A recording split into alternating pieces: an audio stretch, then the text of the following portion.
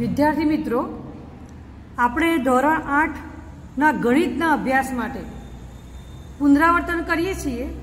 તેમાં આપણે અત્યારે ધોરણ 6ના પ્રકરણ 5 પાયાના આકારોની સમજૂતી એમાં આપણે થોડું પુનરાવર્તન કરી લઈએ. રેખાખંડના બે અંત્યબિંદુઓ વચ્ચેનું અંતર તે તેની લંબાઈ છે. દાખલા તરીકે અહીંયા આગળ રેખાખંડ AB છે, બરાબર?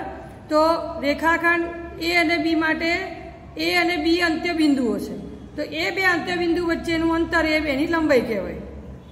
માપપટ્ટી અને દ્વિભાજક એ રેખાખંડની લંબાઈની સરખામણી કરવામાં ઉપયોગી છે. તમારે કોઈ પણ રેખાખંડની લંબાઈ શોધવી હોય તો તમે શેનો ઉપયોગ કરો છો? માપપટ્ટી અથવા દ્વિભાજક. ત્રીજું છે, ઘડિયાળના કાંટા એક સ્થિતિમાંથી બીજી સ્થિતિમાં ખસે છે. ખૂણા માટેના ઉદાહરણો આપણી પાસે છે. પહેલાં આપણે આ જોઈ લઈએ, પછી એની આકૃતિ જોઈશું. કાંટાનો એક આંટો એ એક પરિભ્રમણ એટલે કે ચક્ર છે. કાટખૂણો એ 1/4 પરિભ્રમણ છે અને સરળ કોણ એ 1/2 પરિભ્રમણ છે. આ આપણે જોઈએ આકૃતિમાં.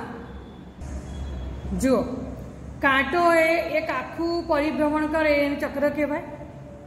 બીજું તમે જોઈ શકો છો, 9 અને 12 ઉપર આવે એટલે તમને દેખાય છે આ કાટખૂણો રચે છે. અને જો 6 અને 12 પર આવે તો એ શું રચે છે? સરળ કોણ રચે છે, બરાબર? અને અલગ અલગ કાંટાની સ્થિતિમાં અલગ અલગ ખૂણાઓની રચના થાય છે. અંશમાં ખૂણાનું માપ માપવા માટે આપણે કોણ માપકનો ઉપયોગ કરીએ છીએ એ પણ આપણે જોઈ લઈએ. અહીંયા ખાસ ધ્યાન આપો. આ હું એટલા માટે રિવિઝન કરાવું છું કે હજુ પણ ઘણા લોકોને આ કોણ માપકનો ઉપયોગ કેવી રીતે કરવો એ ખ્યાલ આવતો નથી. કારણ કોણ માપકની અંદર બે બાજુ શૂન્ય છે. જુઓ, જો તમે આ સાઈડથી માપ લો તો 0 થી 10, 20, 30 કરી અને અહીંયા સુધી 180 સુધી આવશે. અને જો આ બાજુનું માપ લો તો ઉપર શૂન્ય છે, તો 0, 10, 20 થી 100, 110 અને છેક આ બાજુ 180 આવશે. ઓકે, હવે જો તમે નીચે બતાવ્યું, જુઓ આ બાજુનો ખૂણો હોય તો તમારે કયું માપ લેવાનું? 0 થી સ્ટાર્ટ કરવું પડે. તો 0 અંદરની બાજુ છે, 0, 10, 20, 30 અને 40. તો આ ખૂણો શું કહેવાય? ખૂણો ABCનું માપ શું કહેવાય? બીની જગ્યાએ આગળ એમ છે. ખૂણો AMCનું માપ શું કહેવાય? 40°. ખ્યાલ આવ્યો તમને? તો આ એવું કહેવા માંગે છે કે જે બાજુ ખૂણો હોય ત્યાંથી તમારે અહીંયા જે નીચેની લીટી દેખાય છે ત્યાં 0ની શરૂઆત કરવાની અને એ રીતે વાંચન કરવાનું. જો આ બાજુનો ખૂણો હોત તો ઉપરના બાજુનું માપ જોવાનું. 0 ઉપર છે તો ઉપરથી માપ લઈ અને તમારે એનું વાંચન કરવાનું રહેશે. આ ખાસ ધ્યાન રાખવાનું છે.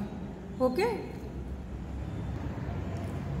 જો ખૂણાનું માપ કાટખૂણા કરતાં ઓછું હોય તો તે લઘુકોણ છે, એટલે કે 90° કરતાં ઓછું તો લઘુકોણ. જો તેનું માપ કાટખૂણા કરતાં વધુ હોય તો તે ગુરુકોણ છે, એટલે કે 90° કરતાં મોટું અને 180 કરતાં નાનું તો એ ગુરુકોણ છે. પ્રતિબિંબ ખૂણો એ સરળ કોણ કરતાં મોટો હોય છે, એટલે કે 180° કરતાં મોટો હોય છે. એને આપણે આકૃતિ દ્વારા જોઈએ તો જુઓ, અહીંયા આકૃતિઓ આપી છે. ચલો, આની અંદર મારે કાટખૂણો જોવો છે તો કયો કાટખૂણો છે? બરાબર, A અને F. જુઓ, બંને 90 કરતાં નાના દેખાય છે. આમાં 3 છે, આમાં 2 છે, આમાં 1 છે. ઓકે, એ લઘુકોણ કહેવાશે. ગુરુકોણ કયો કહેવાશે? B, કે જે 90 કરતાં મોટો દેખાય છે અને 180 કરતાં નાનો છે. હવે કાટખૂણો કયો કહેવાશે? આ રહ્યો, જુઓ 90° દેખાય છે. સરળ કોણ કયો છે? જેનું 180° માપ છે, તો આ સરળ કોણ છે E. અને પ્રતિબિંબ ખૂણો છે D, જે 180 કરતાં કેવો હોય? મોટો હોય છે, બરાબર? જો બે છેદતી રેખાઓ વચ્ચેનો ખૂણો 90° હોય તો તે લંબ રેખાઓ છે. અહીંયા મેં બે રેખાઓ દોરી છે જેનો ખૂણો 90° છે, તો આ બંને રેખાઓ એકબીજાને લંબ રેખા છે એમ કહેવાય. રેખાખંડનો લંબ દ્વિભાજક એ રેખાખંડને લંબ હોય અને તેને બે સરખા ભાગમાં વહેંચે છે.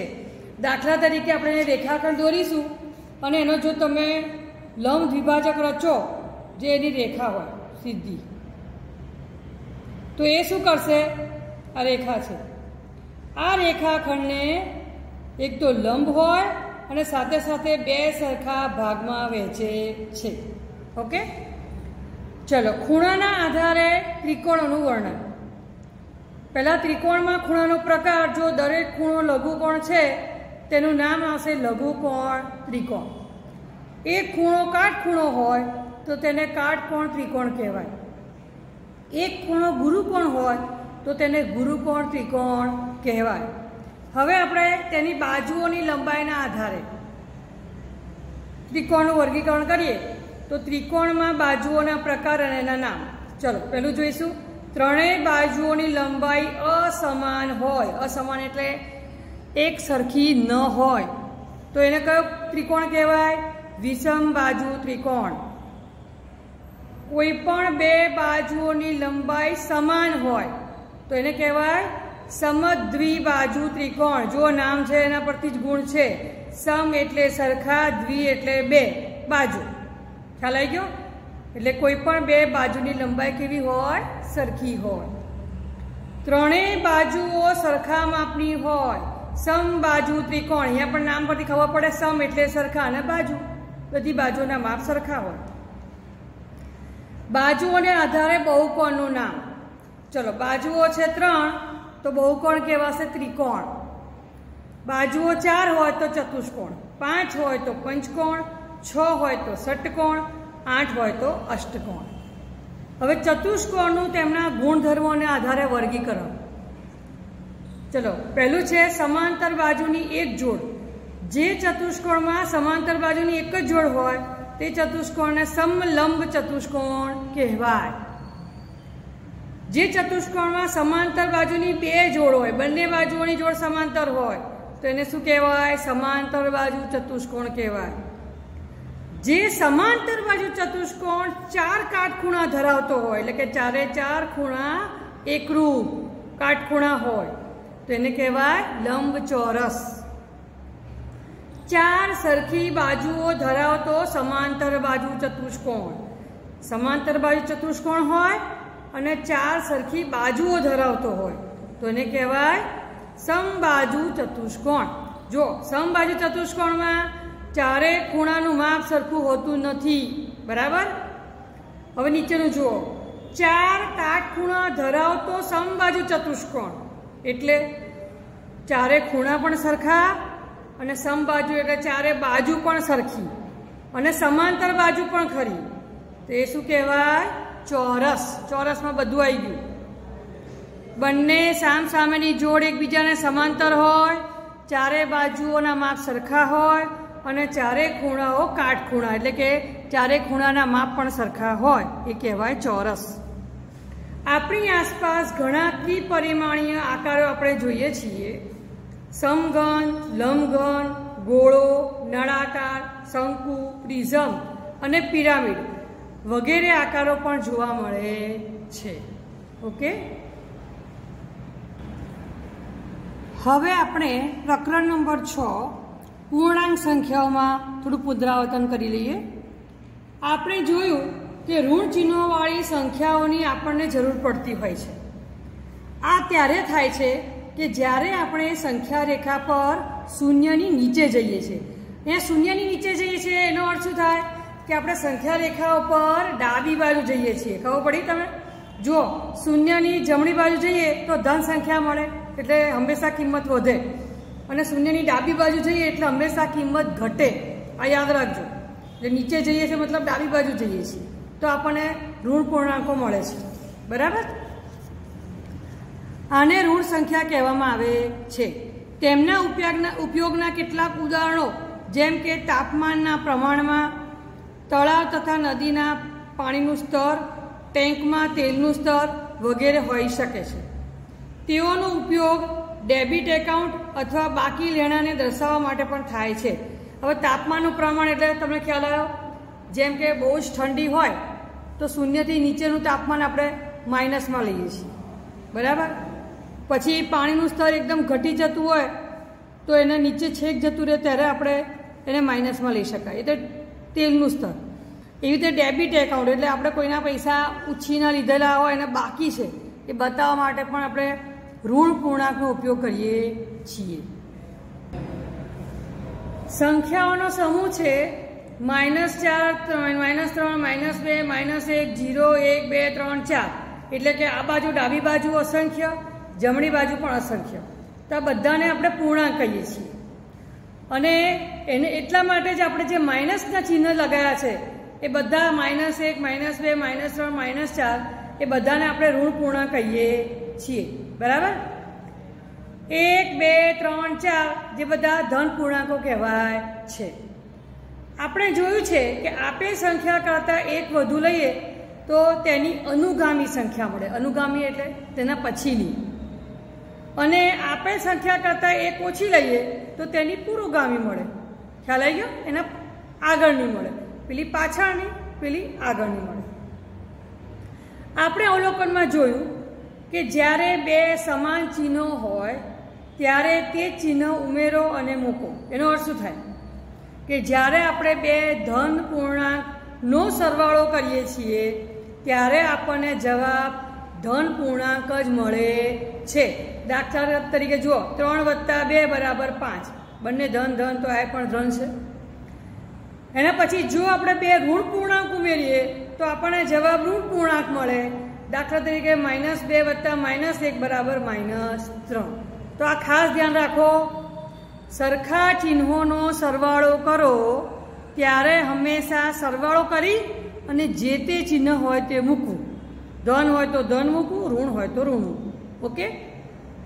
બીજું જુઓ, જ્યારે એક ધન પૂર્ણાંકમાં એક ઋણ પૂર્ણાંક ઉમેરવામાં આવે ત્યારે ચિહ્નોને ધ્યાનમાં લીધા વગર તેની બાદબાકી થાય છે અને મળતા પૂર્ણાંકને મોટી સંખ્યાનું ચિહ્ન મુકાય છે. પૂર્ણાંકના ચિહ્નને ધ્યાનમાં લીધા સિવાય મોટો પૂર્ણાંક નક્કી કરવામાં આવે છે. ચલો પહેલાં આપણે ઉદાહરણ જોઈએ, પછી એને સમજાવું તમને. +4 + -3 બરાબર જવાબ શું આવે છે? 4 માંથી 3 જાય તો 1 અને મોટી સંખ્યાનું ચિહ્ન એટલે +1. આને જુઓ, -4 + +3 તો શું થાય? 4 માંથી 3 જાય તો 1 પણ મોટી સંખ્યા 4 એ માઇનસ છે એટલે -1.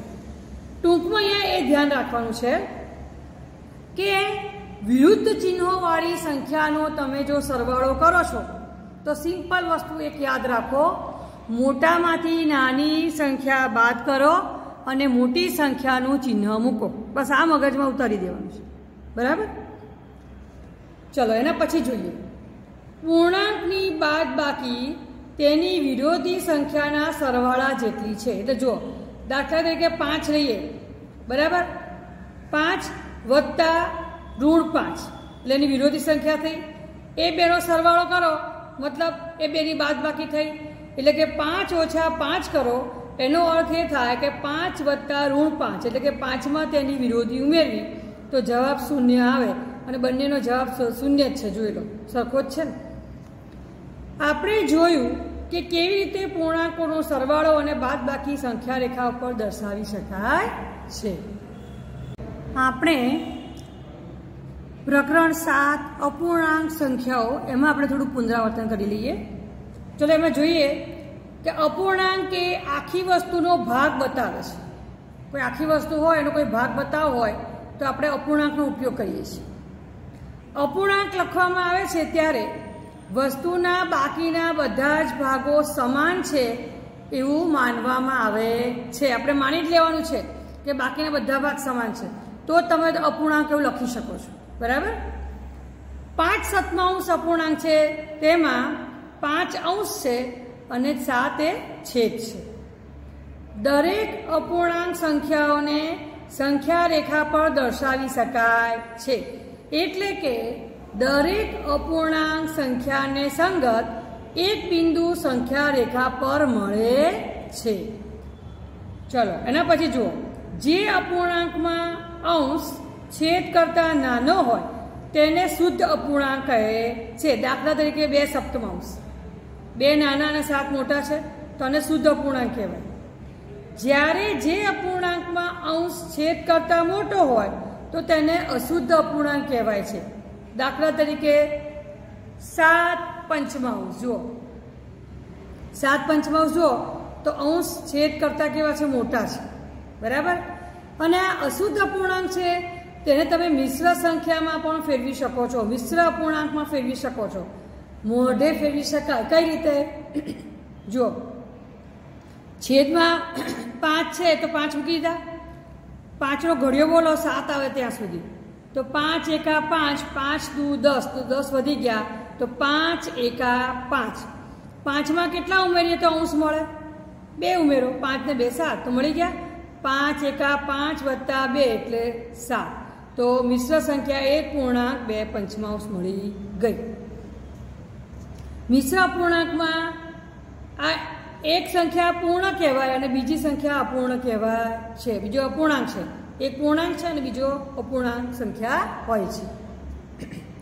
કોઈ પણ અપૂર્ણાંક માટે તેના અંશ અને છેદને સમાન સંખ્યા વડે ભાગી અથવા ગુણી ઘણા સમાન અપૂર્ણાંકો મેળવી શકાય છે.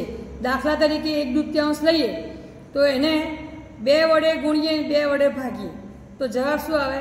2 એકા 2, 2 દુ 4, એટલે 2/4 મળ્યા. એવી રીતે 1/2 3 વડે ગુણો, 3 વડે ભાગો તો 3 એકા 3 ને 3 દુ 6. એમ તમે આગળ આગળ આગળ કરી જાઓ, 4 5 6 અસંખ્ય સંખ્યાઓ છે આપણી જોડે. તો જેટલા વડે ગુણો ને એટલા વડે ભાગો તો તમને આવા સમાન અપૂર્ણાંકો મેળવી શકો છો. અપૂર્ણાંકનું અતિ સંક્ષિપ્ત સ્વરૂપ ત્યારે જ કહેવાય કે જ્યારે તેના અંશ અને છેદનો સામાન્ય અવયવ ફક્ત એક જ મળે. દાખલા તરીકે 2/3 લો. ચલો 2 અને 3માં અવયવ કયા છે?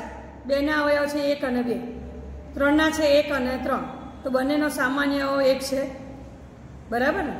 તો આ બંને આ સંખ્યા એનું અતિ સંક્ષિપ્ત રૂપ કહેવાય છે. ટૂંકમાં તમારે સંખ્યાને જ્યાં સુધી છેદ ઉડતા હોય ત્યાં સુધી ઉડાડવા પડે અને ત્યારબાદ છેદ ન ઉડતા હોય અને જે સંખ્યા મળે એ તમારું અપૂર્ણાંકનું અતિ સંક્ષિપ્ત સ્વરૂપ કહેવાય છે. આપણે પ્રકરણ 8 દશાંશ સંખ્યાઓ એમાં આપણે થોડું પુનરાવર્તન કરી લઈએ. 1ના ભાગ તરીકે લેવું તો એમાં 1ના 10 ભાગ બરાબર 1/10 લખાય. તો તેને દશાંશમાં લખવું હોય તો શું લખાય? 0.1 તરીકે લખી શકાય. ટપકાનું નિશાન દશાંશ ચિહ્ન બતાવે છે. આ બેની વચ્ચે જે પોઈન્ટ છે ને એ દશાંશ ચિહ્ન બતાવે છે અને તે એકમ સ્થાન અને દશાંશ સ્થાનની વચ્ચે લખવામાં આવે છે. 0.1 તો 0 એ એકમ સ્થાન છે અને 1 એ દશાંશ સ્થાન છે. છેદમાં 10 હોય તેવી તમામ સંખ્યાઓ દશાંશ સ્થાન વડે દર્શાવી શકાય છે અને તેનું ઉલટું પણ સાચું છે. એટલે જે દશાંશ સ્થાન વડે દર્શાવી હોય એ બધાના છેદમાં તમે 10 લખો છો, બરાબર. સમજવું હોય તો આમ લખી શકાય. દાખલા તરીકે 3/10 છે તો તમે શું લખશો? 0.3. અથવા 0.7 છે એટલે તમે શું લખી શકો?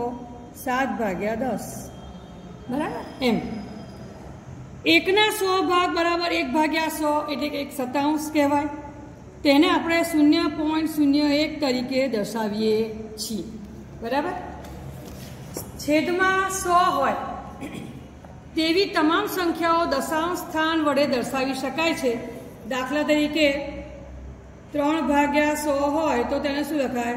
0.03. અથવા તો એનું ઉલટું 0.23 હોય તો તમે શું લખી શકો? 23/100, બરાબર. ચલો હવે સ્થાન કિંમત જોઈએ. તો સ્થાન કિંમતના કોષ્ટકમાં જેમ આપણે ડાબી બાજુથી જમણી બાજુ જઈએ તેમ એક દશાંશ વડે ગુણતા જવું પડે છે. જેમ કે એક દશાંશની જમણી બાજુએ 1/100 1 શતાંશ આવે છે. દાખલા તરીકે 23.125 જુઓ, બરાબર. તો એમાં તમે દશાંશ ચિહ્નની અહીંયા ડાબી બાજુથી જમણી બાજુ ખસો તો પહેલાં 1 આવશે અહીંયા, તો એને આપણે 1 દશાંશ કહેવાય એટલે 1/10 વડે ગુણવા પડે. પછી 2 સત્તાંશ છે એટલે 2 ભાગ્યા 100 વડે ગુણવા પડે, મતલબ 1 ભાગ્યા 100 વડે ગુણવા પડે, અને 5ને આપણે 1 ભાગ્યા 1000 વડે ગુણવા પડે, બરાબર ને? એમ તમે જમણી બાજુ જેમ જેમ ખસતા જાઓ એમ તમારે આગળ ને આગળ ગુણવા જવું પડે છે, બરાબર? હવે આગળ જુઓ, દરેક દશાંશને સંખ્યા રેખા પર પણ દર્શાવી શકાય છે. દરેક દશાંશને અપૂર્ણાંક તરીકે પણ દર્શાવી શકાય છે. દાખલા તરીકે 2.7 છે તો તમે શું લખી શકો? 27/10 અપૂર્ણાંક બની ગયા. એ રીતે કોઈ પણ 2 દશાંશ સંખ્યાને સરખાવી શકાય છે જેમાં પહેલા પૂર્ણ ભાગથી શરૂઆત કરાય છે. એટલે શું? જેમ કે 2 સંખ્યાઓ છે 7.5 અને 9.8, તો આપણે કેવી રીતે ખબર હોય કઈ સંખ્યા મોટી? તો આપણે પહેલાં પૂર્ણ ભાગ જ જોઈશું. 7.5 9.8 તો કઈ સંખ્યા મોટી છે? બરાબર, 9 મોટી છે ને, કારણ કે પૂર્ણ ભાગ 9 મોટો છે એટલે આ સંખ્યા મોટી છે. પણ જો બંનેનો પૂર્ણ ભાગ સરખો હોય, જેમ કે આ 7 છે ને આ 7 છે, તો તમારે કયું સ્થાન દર્શાવવું પડે, સરખાવવું પડે? 10મા ભાગને સરખાવવો પડે. જેમ કે 0.5 0.9 તો કયું મોટું છે? 0.9 એ મોટો છે એટલે આ 7.9 સંખ્યા મોટી છે. એટલે આ રીતે તમારે આગળ ને આગળ જવું પડે છે, બરાબર? દશાંશનો આપણે રોજિંદા જીવનમાં ઘણી રીતે ઉપયોગ કરીએ છીએ. ઉદાહરણ તરીકે પૈસામાં, ચલો પૈસામાં દાખલો કે સમજીએ તો 20 રૂપિયા 50 પૈસાને આપણે કેવી રીતે લખી શકીએ? 20.50 20.50 રૂપિયા. લંબાઈમાં જોવું હોય તો 2 મીટર અને 70 સેન્ટીમીટરને દર્શાવવા માટે શું લખાય? 2.70 મીટર.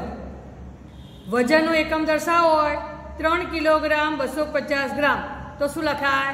3.250 કિલોગ્રામ. આ રીતે તમે દર્શાવી શકો છો. હવે આપણે પ્રકરણ 9 માહિતીનું નિયમન એમાં થોડું પુનરાવર્તન કરી લઈએ.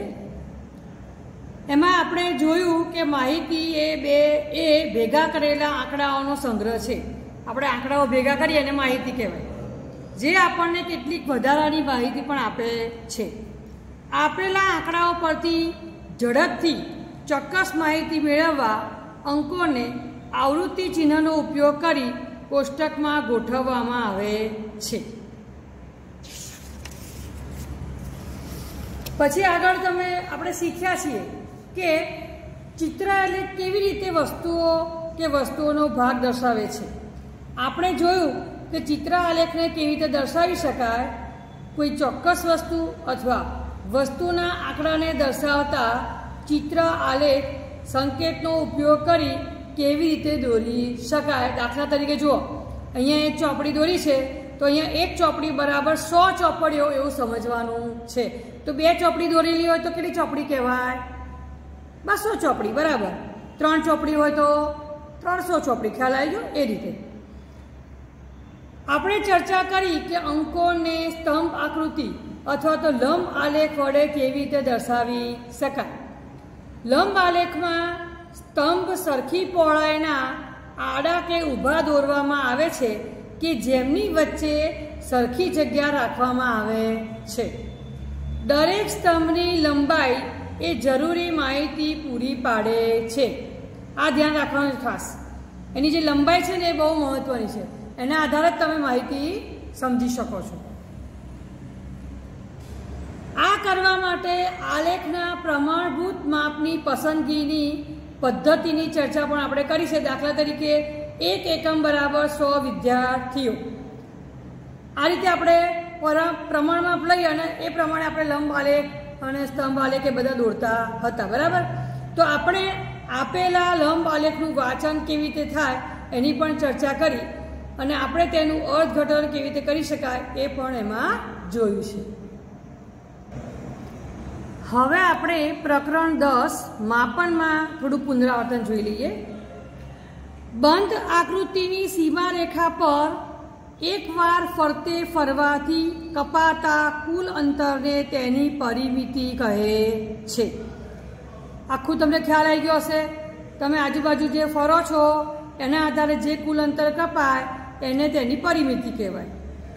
એમાં લંબચોરસની પરિમિતિ બરાબર સૂત્ર આવે 2 ગુણ્યા કૌંસમાં લંબાઈ વત્તા પહોળાઈ, એ વત્તા આવે. પછી ચોરસની પરિમિતિ બરાબર 4 ગુણ્યા બાજુની લંબાઈ. સમબાજુ ત્રિકોણની પરિમિતિ બરાબર 3 ગુણ્યા બાજુની લંબાઈ. જેની બધી બાજુઓ અને બધા ખૂણાઓ સમાન હોય તેને નિયમિત બંધ આકૃતિઓ કહે છે. બંધ આકૃતિ વડે ઘેરાયેલા ભાગના માપને એટલે કે એ પ્રદેશના માપને તેનું ક્ષેત્રફળ કહે છે. ટૂંકમાં આપણે થોડું વિચારવું હોય તો આપણી જોડે ટેબલ છે અને ટેબલનું જે ઉપરનો ટોપનો ભાગ છે, બરાબર. હવે મારે જો એ ટોપને પટ્ટી લગાવી હોય, ઉપરનું જે મથાળું છે ને, તો પટ્ટી લગાવવા માટે શું શોધવું પડશે? મારે પરિમિતિ શોધવી પડે. પણ જો મારે સન્માયકા લગાવવું હોય તો મારે શું શોધવું પડે? ક્ષેત્રફળ શોધવું પડે. એ રીતે, બરાબર. ચોરસ આલેખપત્રના ઉપયોગથી ક્ષેત્રફળ શોધવા માટે આપણે નીચેના નિયમો સ્વીકારીએ છીએ, જેમ કે અડધાથી ઓછા આવરિત ચોરસને અવગણવું, એને ગણવાનું નથી. બીજું છે અડધાથી વધુ આવરિત ચોરસને પૂરા એક ચોરસ તરીકે ગણવાનું. જો બરાબર અડધો ચોરસ આવરિત હોય તો તેનું ક્ષેત્રફળ અડધો ચોરસ એકમ ગણવાનું, બરાબર. એ રીતે. ત્યારબાદ ક્ષેત્રફળ જોયું તો લંબચોરસનું ક્ષેત્રફળ બરાબર લંબાઈ ગુણ્યા પહોળાઈ. ચોરસનું ક્ષેત્રફળ બરાબર બાજુની લંબાઈ ગુણ્યા બાજુની લંબાઈ, એટલે કે બાજુ ગુણ્યા બાજુ, અથવા લંબાઈનો વર્ગ પણ લખી શકાય. ઓકે. આપણે પ્રકરણ 11માં બીજગણિત એમાં થોડું પુનરાવર્તન લઈએ. આપેલા આકારો ફરીથી કરવા અને તે માટે દિવાસળી સંખ્યા વચ્ચેનો સામાન્ય સંબંધ કેવી રીતે લખાય તે આપણે શીખ્યા. આ આકાર જેનાથી બનાવાય છે અને જેટલી વાર બનાવાય છે તે સંખ્યા બદલાય છે તે કિંમત 1, 2, 3 ... એટલે કે અસંખ્ય છે, જે ચલ છે અને તેને કોઈ અક્ષર n વડે ઓળખવામાં આવે છે. ચલ એ જુદી જુદી કિંમત ધારણ કરે છે, તેની કિંમત ચોક્કસ હોતી નથી. જેમ કે ચોરસની લંબાઈ આપણે લઈએ તો આપણે કોઈ પણ કિંમતની લંબાઈનો ચોરસ દોરી શકીએ, બરાબર ને. એટલે શું, ચોરસની લંબાઈ પણ કોઈ કિંમત છે, એટલે એમાં આપણે ચલ લઈ શકીએ. પરંતુ ત્રિકોણના ખૂણાઓની સંખ્યા ચોક્કસ હોય. ત્રિકોણના કેટલા ખૂણા હોય? 3. તો એમાં આપણે ચલ લઈ શકીએ નહીં, બરાબર ને. તો તે ચલ નથી. જે ચોક્કસ છે એ ચલ નથી, એ યાદ રાખો. આપણે ચલ દર્શાવવા કોઈ પણ અક્ષર, અહીંયા સ્મોલ છે, સ્મોલ ABCDના અક્ષર છે, જુઓ, N, L, M, P, X, Y, Z, એટલે કે બીજી ABCDના અક્ષર લઈ શકાય છે. વ્યવહારિક સ્થિતિમાં ચલની મદદથી સંબંધો આપણે વ્યક્ત કરી શકીએ છીએ. ચલ એ એવી સંખ્યાઓ છે કે જેની કિંમત ચોક્કસ નથી. આપણે તેના પર સરવાળા, બાદબાકી, ગુણાકાર અને ભાગાકાર જેવી ક્રિયાઓ ચોક્કસ સંખ્યાઓની જેમ કરી શકીએ છીએ. જુદી જુદી ક્રિયાઓનો ઉપયોગ કરી આપણે ચલ સ્વરૂપમાં દર્શાવી શકીએ છીએ. જેમ કે x - 3, તો અહીંયા બાદબાકી આવી, x + 3 અહીંયા સરવાળો આવ્યો, 2n, 2n એટલે 2 ગુણ્યા n છે એટલે ગુણાકાર આવ્યો, 5m અહીંયા પણ ગુણાકાર આવ્યો, p/3 તો ભાગાકાર આવ્યો, 2y + 3 તો અહીંયા ગુણાકાર, અહીંયા સરવાળો, 3l - 5 અહીંયા ગુણાકાર, અહીંયા બાદબાકી. તો આવી બધી ક્રિયાઓ તમે ચલ દ્વારા બતાવી શકો છો. ભૂમિતિ અને અંકગણિત બંનેમાં એવા ઘણા સામાન્ય નિયમો આપણને ચલ વડે દર્શાવી શકીએ છીએ. ઉદાહરણ તરીકે એ નિયમ છે કે બે સંખ્યાઓનો સરવાળો કોઈ પણ ક્રમમાં કરવાથી પરિણામ તે જ રહે છે. તો આપણે એને ચલ દ્વારા લખવું તો કેવી રીતે લખાય? a + b = b + a, બરાબર. અહીં ચલ અને a અને b છે એ કોઈ પણ સંખ્યા હોઈ શકે. 1 હોય, 32 હોય, 100 હોય, -7 હોય, -20 હોય, ગમે તે હોઈ શકે. ખ્યાલ આવી ગયો તમને? પણ તમે સહેલાઈથી તમે ચલ દ્વારા આ નિયમ બતાવી શકો છો.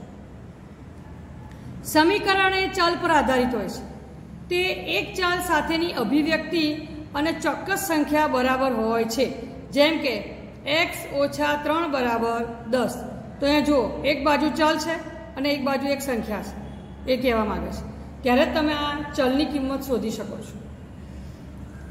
સમીકરણને બે બાજુઓ છે, ડાબી બાજુ અને જમણી બાજુ. તેમની બંનેની વચ્ચે બરાબરની નિશાની હોય છે. સમીકરણમાંના ચલની કોઈ ચોક્કસ કિંમત માટે જ સમીકરણની જમણી બાજુ અને ડાબી બાજુ સરખી થાય છે. દાખલા તરીકે આ સમીકરણ જુઓ. ચલો, અહીંયા હું એક્સની કિંમત 13 મૂકું તો 13 ઓછા 3 બરાબર 10 તો જવાબ આવે છે ને. એટલે એક્સની કિંમત, એક્સનો ઉકેલ શું આવે છે અહીંયા? 13. ચોક્કસ કિંમત છે.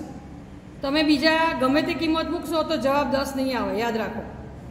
તો આપણે કહીશું કે ચલની ચોક્કસ કિંમત સમીકરણને સંતોષે છે. આ કિંમતને સમીકરણનો ઉકેલ કહે છે. આ સમીકરણમાં એક્સનો ઉકેલ કેટલો છે? x બરાબર 13 છે.